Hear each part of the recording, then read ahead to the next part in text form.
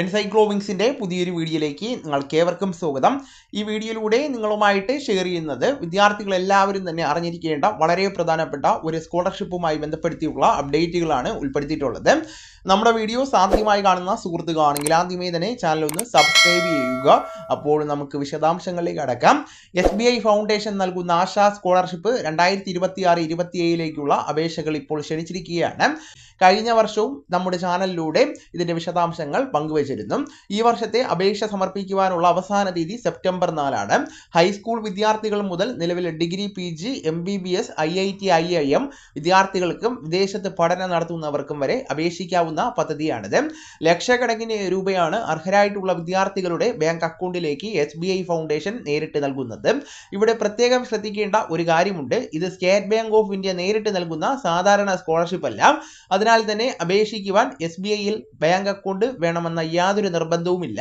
സാമ്പത്തികമായിട്ട് പിന്നോക്കം നിൽക്കുന്ന എന്നാൽ പഠനത്തിൽ മികവ് പുലർത്തുന്ന വിദ്യാർത്ഥികളെയാണ് ഈ ഒരു പദ്ധതി മുഖേന പിന്തുണയ്ക്കുന്നത്. വിവിധ സ്കോളർഷിപ്പുകൾ ഏകോപിപ്പിക്കുന്ന ബഡ്ഡി ഫോർ സ്റ്റഡി എന്ന പ്ലാറ്റ്ഫോം വഴിയാണ് അപേക്ഷകൾ സമർപ്പിക്കേണ്ടത്. ആവശ്യമായിട്ടുള്ള രേഖകൾ സമർപ്പിച്ച ശേഷം വിവിധ ഘട്ടങ്ങളിലായിട്ട് പരിശോധന നടക്കുന്നതാണ്.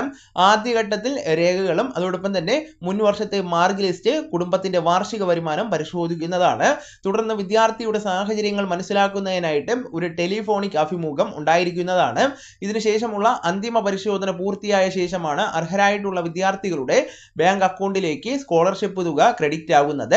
APL, BPL റേഷൻ കാർഡുകളുടെ വ്യത്യാസമില്ലാതെ അർഹതയുള്ള വിദ്യാർത്ഥികളെയാണ് തിരഞ്ഞെടുക്കുന്നത്. ഇനി ലഭിക്കുന്ന തുക പരിശോധിക്കാം. 9ാം ക്ലാസ് മുതൽ 12ാം ക്ലാസ് വരെ പഠിക്കുന്ന വിദ്യാർത്ഥികൾക്ക് 15,000 രൂപ വരെ ലഭിക്കുന്നതാണ്. മുൻ വർഷത്തിൽ ജനറൽ വിഭാഗക്കാർക്ക് 75%, SC/ST വിഭാഗക്കാർക്ക് 65%, ഭിന്നശേഷിയുള്ള വിദ്യാർത്ഥികൾക്ക് 60% മാർക്ക് ഉണ്ടായിരിക്കേണ്ടതാണ്. കുടുംബത്തിന്റെ വാർഷിക വരുമാനം 3 ലക്ഷം രൂപയിൽ താഴെ ആയിരിക്കേണ്ടതാണ്. ഡിഗ്രി, PG വിദ്യാർത്ഥികൾക്ക് NIRF റാങ്കിങ്ങിൽ ആദ്യ 300-ൽ ഉൾപ്പെട്ട സർവകലാശാലകളോ അല്ലെങ്കിൽ NAC A ഗ്രേഡുള്ള കോളേജുകളിലോ പഠിക്കുന്നവർക്കാണ് അപേക്ഷിക്കുവാനായിട്ട് അവസരമുണ്ടായിരിക്കുന്നത്. ഡിഗ്രി വിദ്യാർത്ഥികൾക്ക് 75,000 രൂപ വരെയും PG വിദ്യാർത്ഥികൾക്ക് 1.5 ലക്ഷം രൂപ വരെയും സ്കോളർഷിപ്പ് ലഭിക്കുന്നതാണ്. MBBS, IIT പഠനത്തിന് 2 ലക്ഷം രൂപ വരെയും രാജ്യത്തെ 22 IIM-കളിൽ ഏതെങ്കിലും ഒന്നിൽ പഠിക്കുന്ന വിദ്യാർത്ഥികൾക്ക് 5 ലക്ഷം രൂപ വരെയും ധനസഹായം ലഭിക്കുന്നതാണ്. ഈ കോഴ്സുകൾക്കായിട്ട് കുടുംബത്തിന്റെ വാർഷിക വരുമാനം 4 ലക്ഷം രൂപയിൽ താഴെ ആയിരിക്കേണ്ടതാണ്. വിദേശത്ത് QS റാങ്കിങ്ങിൽ ആദ്യ 200-ൽ ഉൾപ്പെട്ട സർവകലാശാലകളിൽ പഠിക്കുന്ന വിദ്യാർത്ഥികൾക്ക് 15 ലക്ഷം രൂപ വരെ സ്കോളർഷിപ്പ് ആയിട്ട് ലഭിക്കുന്നതാണ്. ഇത് ദേശീയ തലത്തിലുള്ള സ്കോളർഷിപ്പ് ആയതിനാൽ രാജ്യത്തുടനീളം വലിയ മത്സരം ഉണ്ടായിരിക്കുന്നതാണ്. അതിനാൽ തന്നെ സമയം പാഴാക്കാതെ എത്രയും വേഗം അപേക്ഷിക്കുക.